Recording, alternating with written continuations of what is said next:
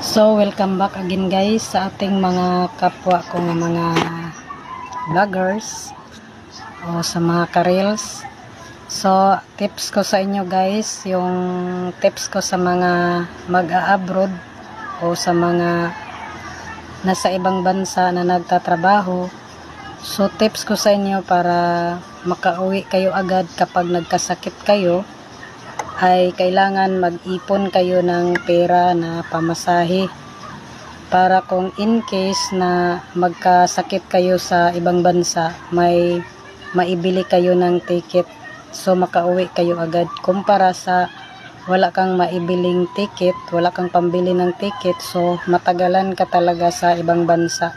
Kaya yung iba na mamatay kapag nagkasakit dahil nagaantay sila na kailan ipapauwi sa kanilang mga amo o naghihintay sa tulong ng mga gobyerno.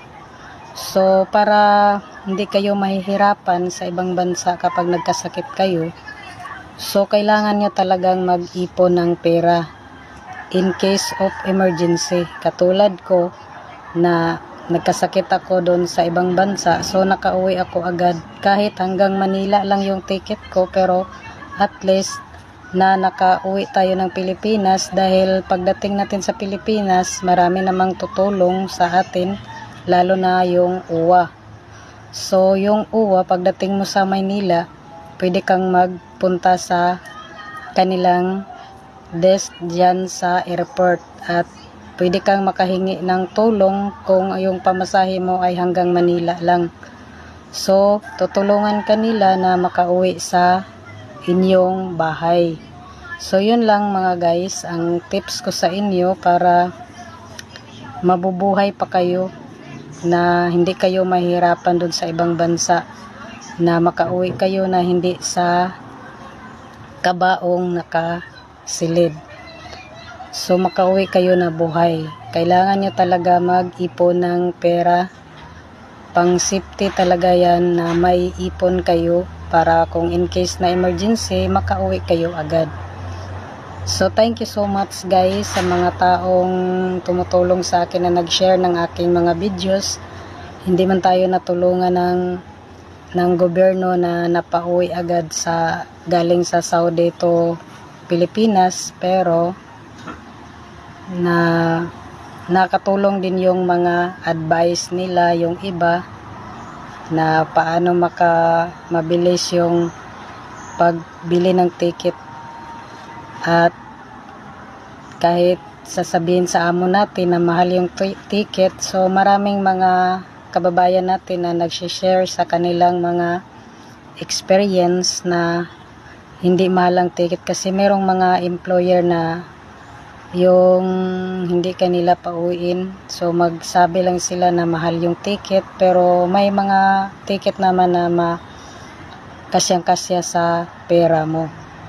So yung iba na katulong din sila sa mga opinion nila, so kaya nakauwi ako ng maaga, so hindi nagilala yung sakit ko dun.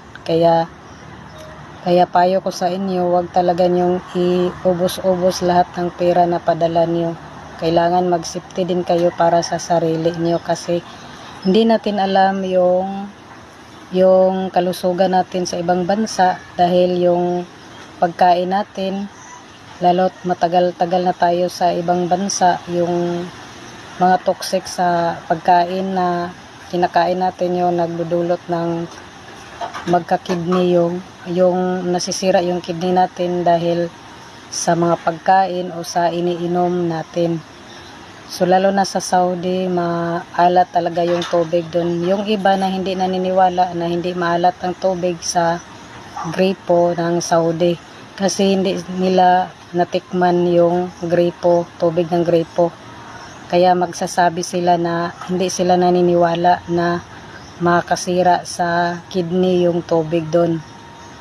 Kasi yung iniinom nila, yung mineral daw.